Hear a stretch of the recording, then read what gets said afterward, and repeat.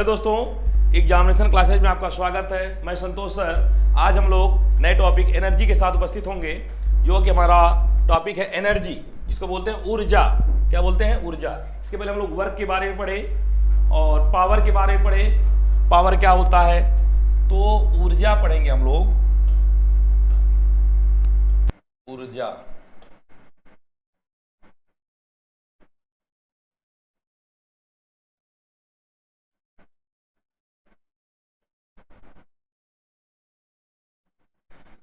कार्य करने की क्षमता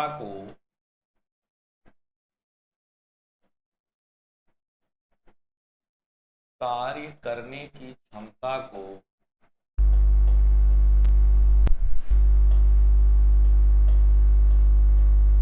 ऊर्जा कहते हैं। ऊर्जा कहते हैं। इसका मात्रक क्या होता है?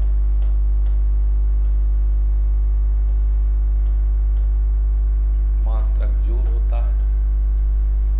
कौन सी राशि होती है? तो अदिश राशि होती है।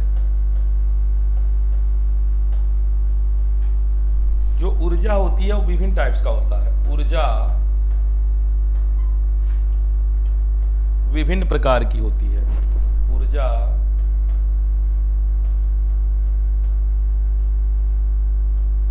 विभिन्न प्रकार की होती है।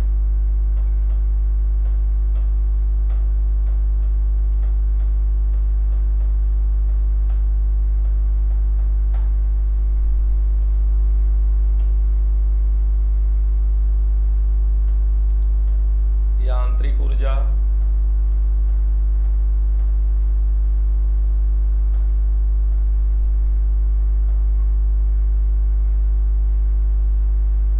द्रव्यमान ऊर्जा,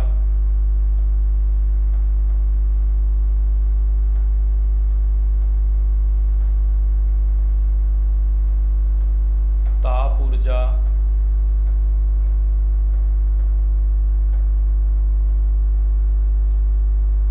विद्युत ऊर्जा,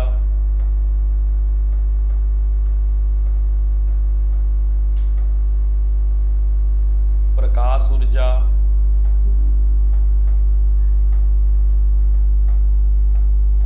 ध्वनि ऊर्जा,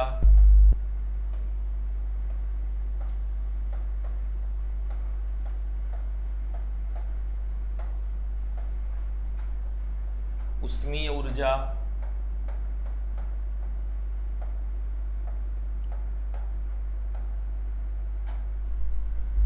ठीक है।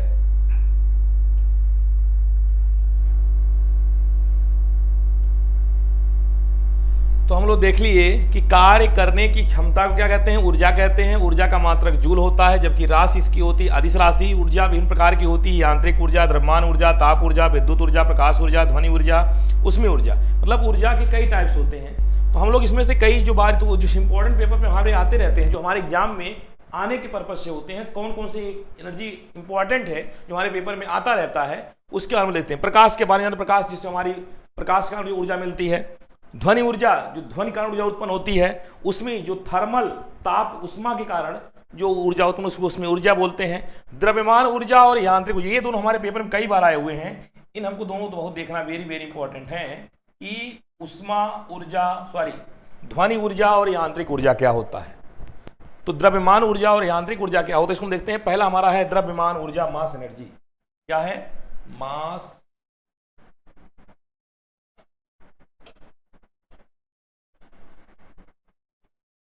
द्रव्यमान ऊर्जा।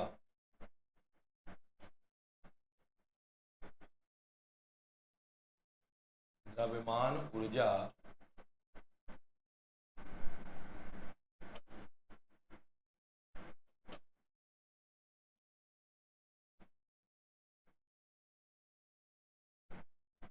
मास एनर्जी, ठीक है। द्रव्यमान ऊर्जा क्या होती है? मास एनर्जी, इसके बारे में हम लोग देखते हैं।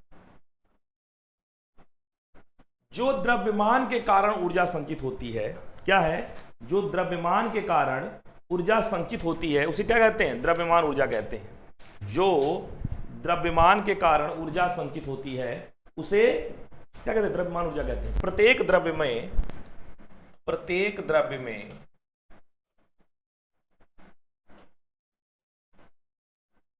प्रत्येक द्रव्य मतलब मैटर, प्रत्येक द्रव्य में उसके द्रव्यमान के कारण ऊर्जा संचित होती है, ऊर्जा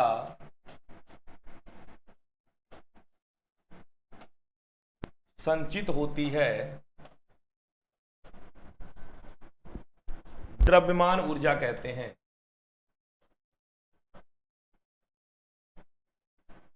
द्रव्यमान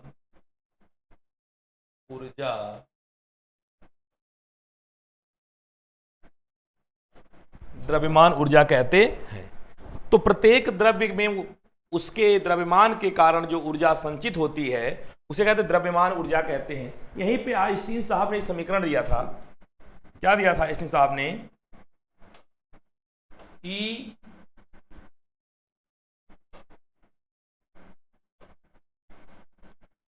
इक्वल mc स्क्वायर,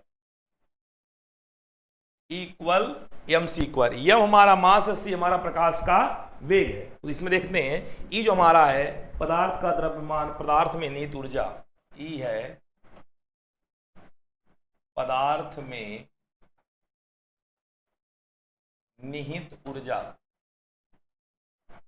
पदार्थ में निहित ऊर्जा। यम है, यम क्या है? पदार्थ का द्रव्यमान। यम जो है पदार्थ का द्रव्यमान,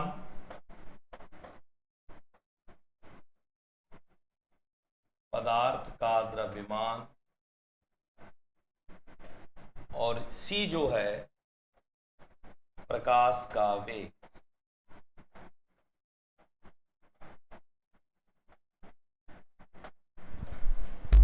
तो प्रत्येक द्रव्य में उसके द्रव्यमान के कारण जो ऊर्जा संचित होती है उसे क्या कहते हैं? द्रव्यमान ऊर्जा कहते हैं। इक्वल mc स्क्वायर, पदार्थ में निहित ऊर्जा जो होती है, तो ई आपका पदार्थ में निहित ऊर्जा है, यम पदार्थ द्रव्यमान है, और सी प्रकाश का वेग होता है। यही क्या है? आइंस्टीन द्वारा दिया गया द्रव्यमान ऊर्जा समीकरण है। यही क्या आपका है जो निकाले हम, यही आइंस्टीन द्वारा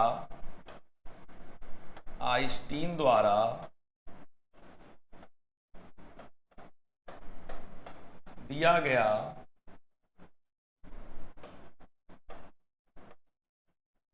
द्रव्यमान ऊर्जा समीकरण है। द्रव्यमान ऊर्जा समीकरण है।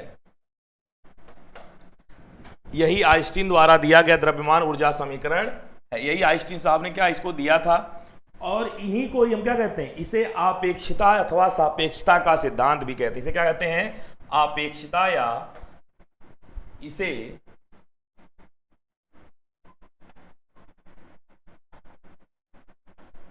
आपेक्षिता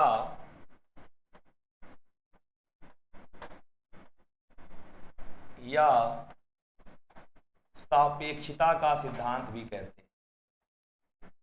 सापेक्षिता का सिद्धांत कहते हैं। सिद्धांत कहते हैं।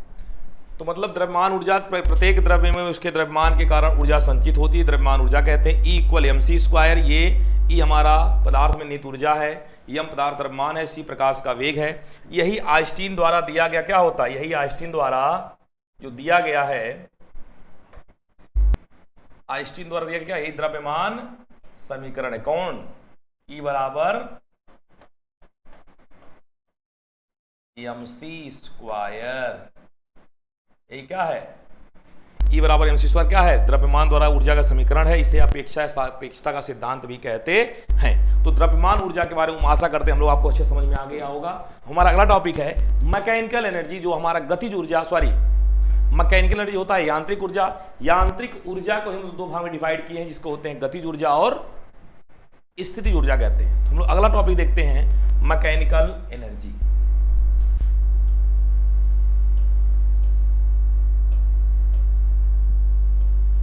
मैकेनिकल एनर्जी,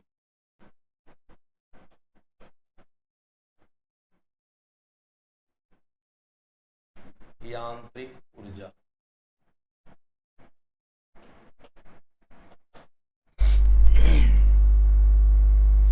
चलिए, मैकेनिकल एनर्जी हमारा क्या है? जो मैकेनिकल एनर्जी होता है, इसके दो टाइप्स होते हैं। जो हमारा होता है गतिज ऊर्जा, और इसके दो टाइप्स हैं,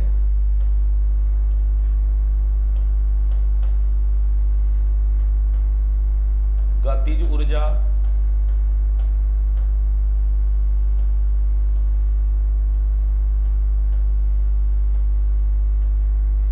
स्थितिज ऊर्जा।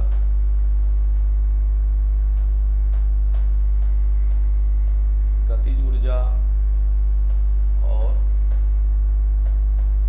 स्थितिज ऊर्जा, इसको बोलते हैं काइनेमेटिक एनर्जी, काइनेटिक एनर्जी, इसको बोलते हैं पोटेंशियल एनर्जी, पोटेंशियल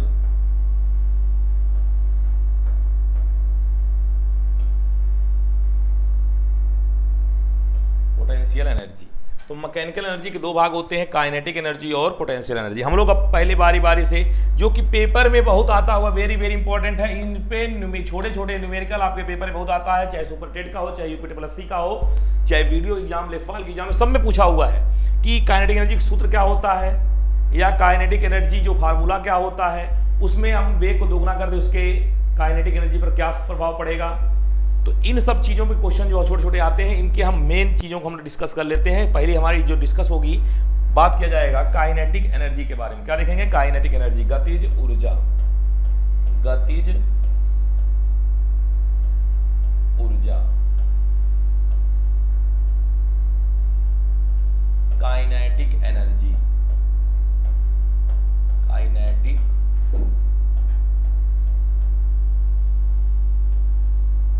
एनर्जी, गतिज ऊर्जा के बारे में हम लोग देखते हैं। गतिज ऊर्जा हमारा जो है, किसी वस्तु में गति के कारण उत्पन्न ऊर्जा को, किसी वस्तु में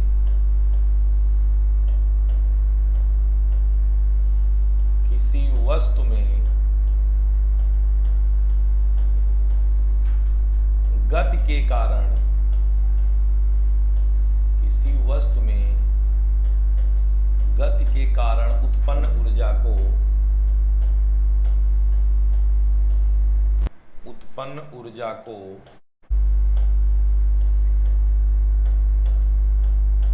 गतिज ऊर्जा कहते हैं।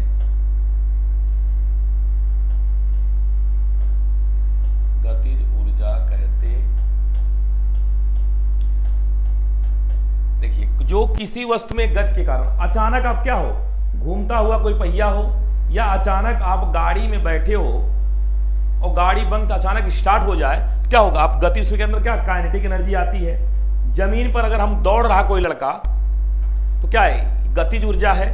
तो इस प्रकार से गतिज ऊर्जा मतलब कोई चीज क्या है, स्टॉप में, पोजीशन में, रेस्ट पोजीशन, उससे क्या हो रहा है, वो चल रहा है, दौड़ रहा है, या कहीं बैठा हो अचानक उठ रहा हो, उसके अंदर क्या हो, उसकी गति हो रही है, उसी कारण क्या होते हैं, जो उत्पन्न एनर्जी होती है, उसी को गतिज ऊर्जा कहा जाता है।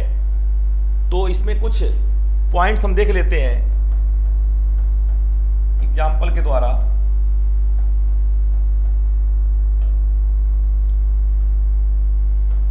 जमीन पर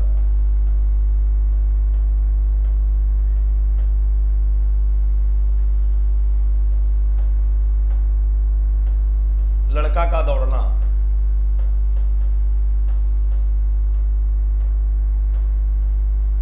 या क्या हो गया, अचानक क्या हुआ, बहता हुआ पानी, उसके अंदर भी गतिज ऊर्जा है, बहता हुआ पानी, बहता हुआ पानी,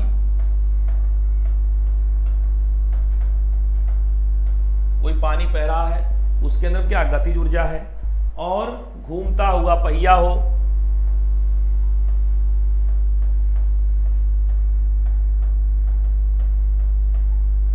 इस तरह से इसमें बहुत एग्जाम्पल आपको मिल जाएंगे, एग्जाम्पल की कमी नहीं है। मतलब जो भी स्टॉप पोजीशन रेस्ट से गति में जा रहा है उसके अंदर जो एनर्जी आई काइनेटिक एनर्जी होती है, उसके लिए फार्मूला हम लोग देखते हैं। जो काइनेटिक एनर्जी बराबर होता है उसके लिए फार्मूला होता है half mv square, half mv square क्या होता है, हाफ mv स्क्वायर होता है। ये इसमें कई पॉइंट्स बनते हैं। ये कौन सी राशि होती है,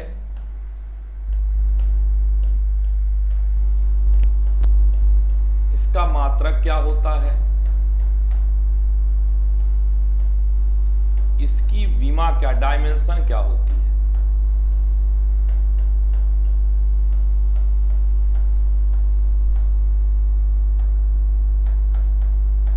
इसकी डायमेंशन क्या होती है। तो हम लोग बारी बारी से देखेंगे। पहली बात हम देखते हैं इसमें राशि कौन सी होती है, अदिश राशि होती है। क्या होती है, अदिश राशि होती है। मैं इसलिए लिखवा रहा हूं कि छोटे चीजें कभी बहुत ज्यादा भूलते हैं। कई बार पेपर में पूछता है कि कौन सी राशि, अदिश राशि, सदिश राशि, इनमें से कोई नहीं, तो इसको कंफ्यूज नहीं होना है। अभी आपको मात्रक की बात कर रहे हैं। अभी आप यहां देखें काइनेटिक एनर्जी, क्या देख रहे थे, काइनेटिक एनर्जी। तो यहां पे हाफ से कोई मतलब नहीं था, यम से क्या है, मास, मास मतलब किलोग्राम, और v से क्या हो गया, v मतलब होता है वेग मीटर पर सेकेंड, तो यहां से हो जाएगा मीटर स्क्वायर पर सेकेंड स्क्वायर, या इसी को न्यूटन मीटर भी कह सकते हो, क्योंकि जूल जब आप देखते हो क्या होता है, एफ इंटू डी कहते हो। वर्क पढ़े थे आप लोग तो कहते वर्क क्या था, फोर्स इंटू डिस्प्लेसमेंट।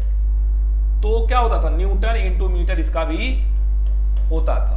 तो इसी तरह से हम लोग इसका भी क्या होगा, न्यूटन मीटर हम लोग कह सकते हैं, ठीक है। तो इसका भी क्या होता है, आर करके आप क्या कह सकते हैं, न्यूटन मीटर भी होता है, ठीक है। अब इसका डायमेंशन क्या हो जाएगा, न्यूटन का होता है बल का M L T minus 2 into L, इसका डायमेंशन हो जाता है एम एल 2 टी माइनस 2। याद रखिएगा, कई बार पूछा हुआ ये क्वेश्चन है कि गतिज ऊर्जा की कोई भी एनर्जी हो, चाहे वो काइनेटिक हो चाहे पोटेंशियल हो, एनर्जी का सेम होगा, वर्क का सेम होता है। इस तरह से हम कई बताए थे। प्रतिबल का जो होता है, स्ट्रेस का होता है, वही यंग मॉडुलस का होता है, वही प्रेशर का भी होता है। हम लोग कई जो एक दूसरे के सेम होते हैं, अब कई बताए थे डायमेंशन लेस होता है, जैसे हमारा कोण का कोई डायमेंशन नहीं होता है, स्ट्रेन का कोई डायमेंशन नहीं होता है, ठीक। तो इन सब चीजों को हम लोग काफी डिस्कस कर चुके हैं। तो काइनेटिक एनर्जी के बारे में कोई दिक्कत आपको नहीं होगी। और अब यहीं से कई बार क्वेश्चन बनता है कि अगर वेग को 2 गुना कर दिया जाए तो काइनेटिक एनर्जी क्या होगी। तो वेग का 2 गुना करके क्या 4 हो जाएगा, तो काइनेटिक एनर्जी कितनी होगी, 4 गुनी हो जाती है। यदि किसी वस्तु का वेग 4 गुना कर दिया जाए तो हमारा काइनेटिक एनर्जी कितनी गुना बढ़ जाएगी। यहीं देख लेते हैं, छोटा सा क्वेश्चन बढ़ते हैं। क्वेश्चन छोटा सा देखते हैं इसे हम लोग। यदि किसी वस्तु का वेग, यदि किसी वस्तु का वेग, किसी वस्तु का वेग 4 गुना कर दिया जाए, 4 गुना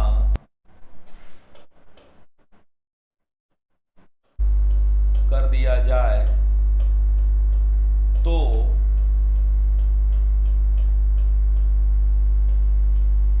गतिज ऊर्जा कितनी गुनी बढ़ जाएगी, कितनी गुनी बढ़ जाएगी।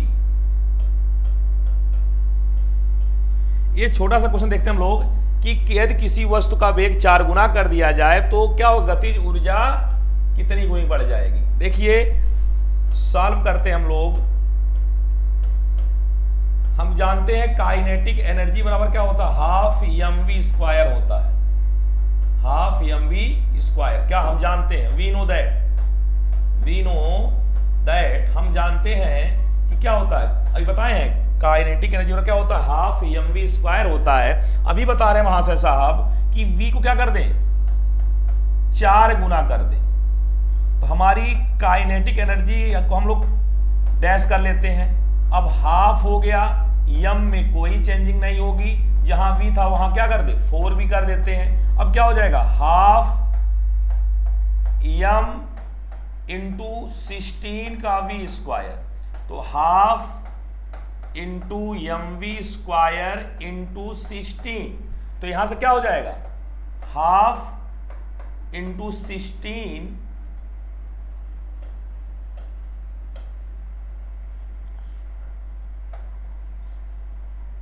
यहां देख लेते हैं।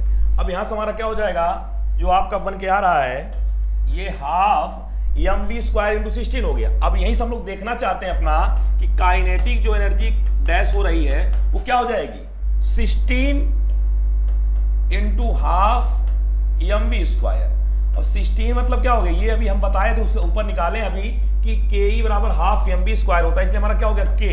अब 16 के हो गया। पूछा है कि कितनी गुनी बढ़ जाएगी, अगर पूछता क्वेश्चन, यही ध्यान देना है क्वेश्चन में, कई बार गलतियां हम लोग करते हैं कि पूछा है कि गतिज ऊर्जा कितनी गुनी बढ़ जाएगी, मतलब एक तो ऑलरेडी रहेगा, उससे कितना बढ़ा, 15 गुना बढ़ जाएगी। कितनी गुनी हो जाएगी, कितनी गुनी होगी, तो 16 गुनी जवाब देंगे। अगर पूछता है कितनी गुनी बढ़ जाएगी, कितनी गुनी बढ़ जाएगी, तो 15 टाइम्स, 15 गुनी। ठीक है, कितना होता है तो 16 गुना हो रहा है, लेकिन कितना बढ़ रहा है, मतलब एक से अधिक बढ़ा, मतलब अगर कोई एक पे था वो 16वें स्थान पहुंच गया तो कितना गुना आगे बढ़ा, मतलब 15वें स्थान, मतलब एक को छोड़ के 15 आगे बढ़ गया है। और कितने स्थान पर है, तो 16वें स्थान पर है। तो क्वेश्चन को थोड़ा देखना है, कंफ्यूज नहीं होना है, क्वेश्चन पूछ क्या रहा है। अगर गतिज ऊर्जा कितनी गुनी बढ़ रही है, तो यहां से क्या है, 16 आ रहा, मतलब 15 गुना बढ़ा हुआ है। अगर पूछता कितनी गुनी हो जा रही है, तो हमारा 16 गुना हो जाता है। इसलिए आपको जवाब हम यहाँ पे लिख दिए कि आपको कंफ्यूज नहीं होना। तो हम लोग काइनेटिक एनर्जी की पूरी हिस्ट्री पढ़े हैं। अब हमारा अगला जो टॉपिक है वो क्या है, आपका पोटेंशियल एनर्जी। क्या है, पोटेंशियल एनर्जी, पोटेंशियल एनर्जी।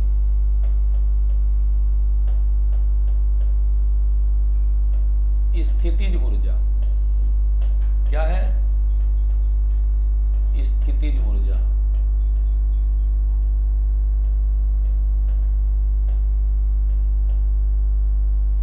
अब देखते हैं हम लोग स्थितिज ऊर्जा हमारा क्या है। जो पोटेंशियल एनर्जी होती है, किसी वस्तु में उसकी स्थिति अथवा आकृति में परिवर्तन के कारण, किसी वस्तु में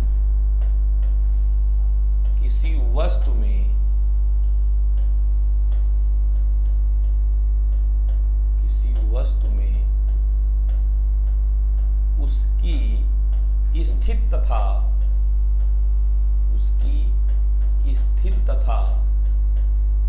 आकृति परिवर्तन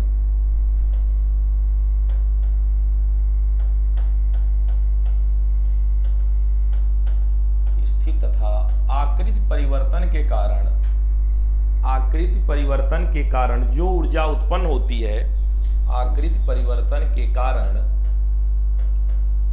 जो ऊर्जा उत्पन्न होती है, जो ऊर्जा उत्पन्न होती है, क्या कहते हैं, स्थितिज ऊर्जा कहते हैं।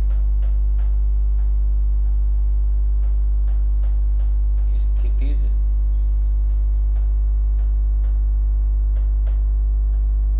ऊर्जा कहते हैं। ठीक है, कि मतलब किसी वस्तु में उसकी स्थिति तथा आकृति परिवर्तन के कारण जो ऊर्जा उत्पन्न होती है उससे स्थितिज ऊर्जा कहते हैं। जैसे जो हम देखते हैं कमानी, हमारे बाइकों गाड़ियों में जो बड़े बड़े ट्रक होते हैं उससे कमानी होता है, जब उसमें लोड पड़ता है क्या होता है, वो खिंच जाता है। क्या होता है, खिंच जाता है। तो उसके कमाने पर जब लगी ऊर्जा क्या होती है, उसकी स्थिति में परिवर्तन कर देता है। या खिलौना वाली जो हमारे छोटे बच्चे होते हैं, क्या खिलौना की स्प्रिंग होती है, उसमें चाबी भर देते हैं तो क्या होता है, कुछ देर वो चलता है, तो क्या होता है वहां पे जो हमारी होती है वो क्या होती है, एनर्जी को स्टोर कर लिया, फिर उसी की वजह से क्या करता है, अपनी आकृति में परिवर्तन करता है। तो हमारी क्या होगी, वो भी हमारी स्थिति ऊर्जा की एग्जाम्पल होती है। तना हुआ धनुष जो होता है वो भी हमारा क्या है, पोटेंशियल एनर्जी का ही एग्जाम्पल होता है। तो देख लेते हैं हम लोग,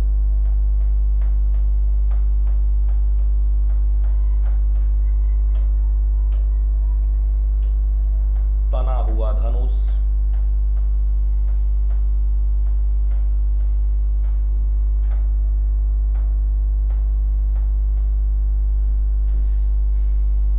तना हुआ धनुष हो गया। यह हमारा क्या हो गया, चाबी वाली घड़ी हो,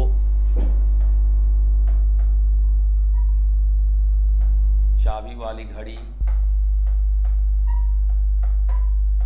या खिलौना, स्प्रिंग वाला जो खिलौना होता है,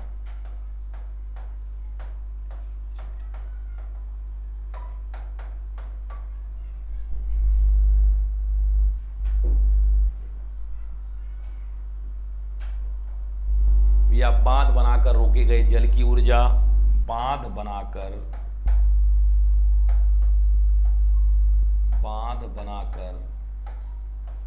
रोके गए जल की ऊर्जा।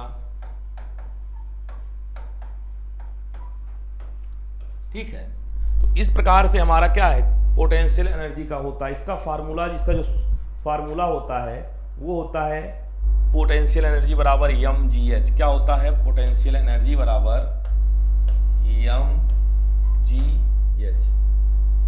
तो इसको हमको याद रखना है, पोटेंशियल एनर्जी बराबर क्या होता है। तो पोटेंशियल एनर्जी बराबर होता है mgh। मास है, ग्रेविटेशन, आपका ग्रेविटी एक्सेलरेशन है, गुरुत्वीय त्वरण, और h क्या, कितनी हाइट से कोई चीज, मतलब हम कोई 10 किलो द्रव्यमान को हम लेकर के 10 किलोग्राम का अगर मान लो हमारा कोई मास है, इसको हम 10 मीटर हाइट तक ले जा रहे हैं, तो उस पर कितना पोटेंशियल एनर्जी होगा।